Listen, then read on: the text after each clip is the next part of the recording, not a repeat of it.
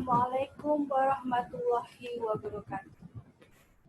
Saya akan mempresentasikan mengenai laporan aktualisasi dengan judul Penguatan Pemahaman Mahasiswa Terhadap Mata Kuliah Asas Teknik Kimia melalui metode digital tutorial berbasis kasus case-based e-learning dan pengajaran diskusi kelompok group discussion mentoring pada program studi Teknik Kimia UPN Veteran Yogyakarta.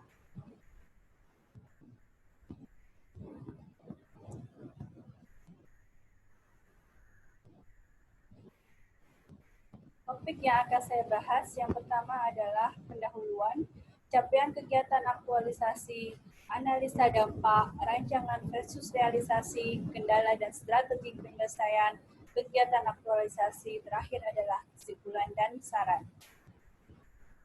Sebagai seorang CPNS, untuk menjadi seorang PNS, maka harus melalui kegiatan laksar, habituasi, dan juga aktualisasi. Dalam kegiatan laksar, kita dijelaskan mengenai peran ASN, yaitu pelaksana kebijakan publik, pelayan publik, perekat, dan pemersatu bangsa.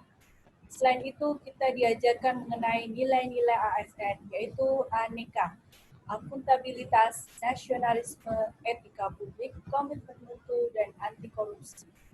Kita juga belajar mengenai manajemen ASN, pelayanan publik, dan juga whole of government.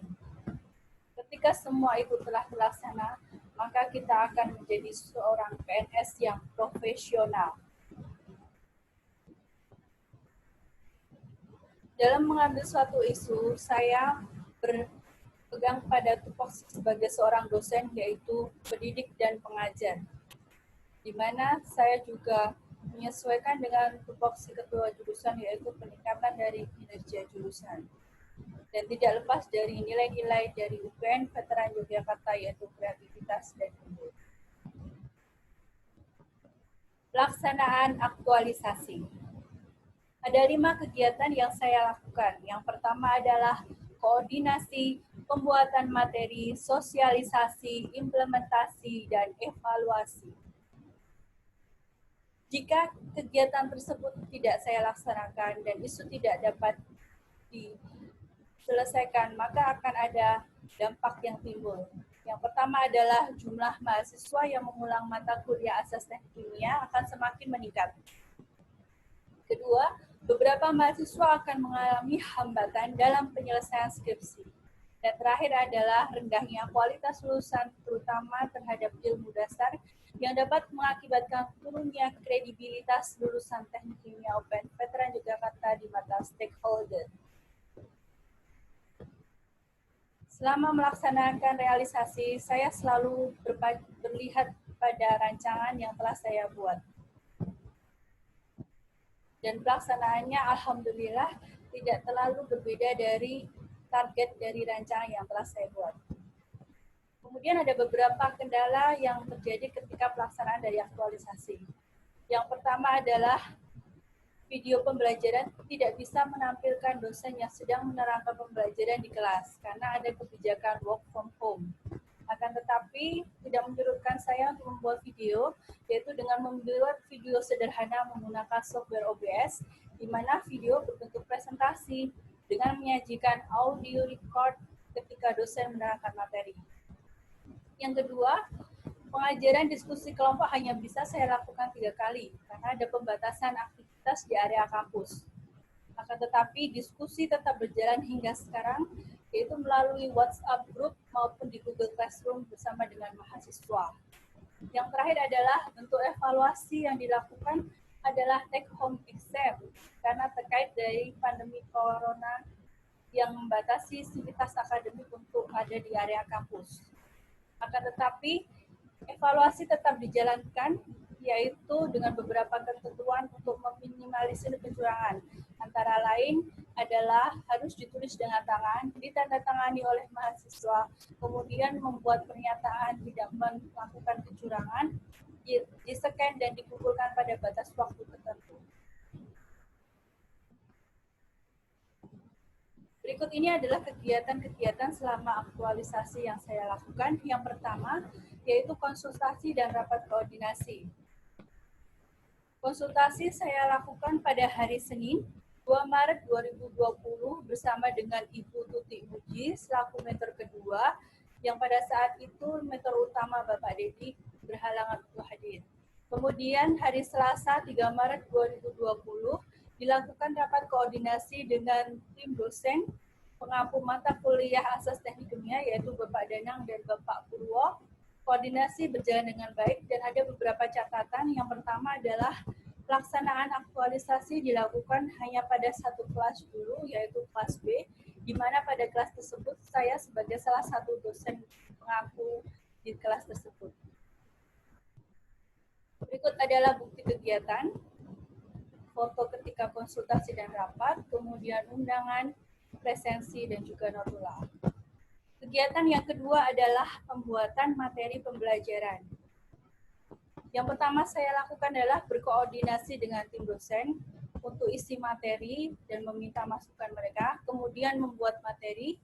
Setelah materi saya buat, saya distribusikan kepada tim dosen untuk bisa diberikan masukan-masukan. Setelah materi oke, kemudian beberapa materi saya buat menjadi sebuah video menggunakan software OBS. Dan terakhir adalah saya mengupload materi baik itu dalam bentuk presentasi maupun video di Google Classroom.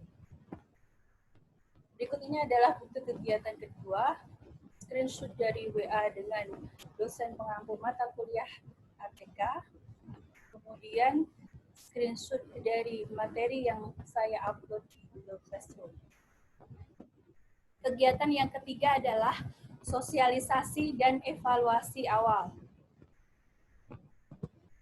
Sosialisasi saya lakukan pada kelas B, yaitu sebelum mulai mata kuliah asas teknik kimia, di mana saya bersama dengan dosen pengampu mata kuliah tersebut mengadakan sosialisasi mengenai program aktualisasi yang akan saya lakukan. Kemudian saya meminta bantuan dari salah satu mahasiswa sebagai ketua kelas untuk membuat grup WhatsApp, di mana grup tersebut akan kita pakai untuk berkoordinasi penentuan jadwal pengajaran diskusi kelompok maupun diskusi-diskusi mengenai topik-topik pembahasan asas teknik kimia. Yang terakhir adalah saya mengadakan kuis pada saat tersebut, yaitu sebagai pengukuran awal pemahaman mahasiswa terhadap mata kuliah asas teknik kimia sebelum dilaksanakannya program dalam aktualisasi. Berikut adalah bukti kegiatan ketiga, berupa foto-foto, kemudian presensi, soal kuis, kemudian koreksi kuis, nilai kuis, dan juga WhatsApp group yang saya buat dengan mahasiswa. Kegiatan keempat adalah pelaksanaan pembelajaran. Untuk pengajaran diskusi kelompok, saya laksanakan pada tanggal 5, 11, dan 12 Maret 2020 dengan lokasi di ruang kelas jurusan Teknik Kimia UPN Veteran Yogyakarta. Setiap sesi berdurasi antara 1 sampai 1,5 jam. Kegiatan ini hanya bisa saya lakukan 3 kali karena ada pembatasan aktivitas akademik yang ada di kampus terkait COVID-19. Kemudian untuk kegiatan digital tutorial berbasis kasus, saya mulai setelah UTS yaitu tanggal 30 Maret 2020 hingga sekarang. Materi yang saya upload pada digital tutorial ini adalah berbentuk presentasi maupun video tutorial yang saya masukkan dalam Google Classroom untuk bisa diunggah oleh mahasiswa maupun untuk bisa diunduh dan juga untuk bisa didiskusikan bersama. Bukti kegiatan keempat adalah sebagai berikut, foto dan presensi, kemudian screenshot dari materi yang telah saya upload di Google Classroom. Kegiatan yang terakhir yaitu pelaksanaan evaluasi kegiatan. Pelaksanaan evaluasi saya lakukan bersamaan dengan ujian tengah semester, yaitu pada 23 Maret 2020. Bentuk evaluasi adalah take home exam dikarenakan adanya pandemi COVID-19. Akan tetapi seperti yang telah saya sampaikan dalam kendala dan solusi, kami membuat beberapa peraturan sehingga mengurangi kecurangan daripada mahasiswa. Berikut adalah bukti kelima untuk kegiatan kelima. Ada screenshot dari ujian tengah semester, kemudian presensi, contoh soal, koreksi dari ujian tengah semester, dan hasil rekap nilai. Kesimpulan yang saya ambil bahwa kegiatan aktualisasi ini alhamdulillah cukup berhasil, meskipun di tengah keterbatasan yang terjadi, yaitu bisa terlihat dari nilai rata-rata mahasiswa yang mengalami kenaikan sebelum aktualisasi, yaitu 44,98 menjadi 84,88. Kenaikannya adalah sebesar 89%. Dan saya berharap pada akhir nanti di ujian akhir semester akan tetap sama atau akan lebih baik daripada di ujian tengah semester. Saran yang saya berikan yang pertama adalah rencana aktualisasi harus benar-benar dimatangkan melalui diskusi dan koordinasi, terutama dengan mentor dan pihak-pihak yang terkait untuk mendapatkan masukan dan saran terhadap kegiatan yang akan dilaksanakan. Kemudian, kegiatan pembelajaran dengan metode digital tutorial berbasis kasus dan pengajaran diskusi kelompok ini agar bisa terus diterapkan pada mata kuliah lain juga di jurusan Teknik Kimia UPN Veteran Yogyakarta. Dan yang ketiga adalah aktualisasi nilai-nilai dasar ASN sebaiknya tidak berhenti dengan selesainya agenda lasar, melainkan dapat terus diterapkan demi tercapainya ASN yang profesional dan tentu saja mutu pendidikan yang lebih baik. Demikian presentasi dari saya. Wassalamualaikum warahmatullahi wabarakatuh.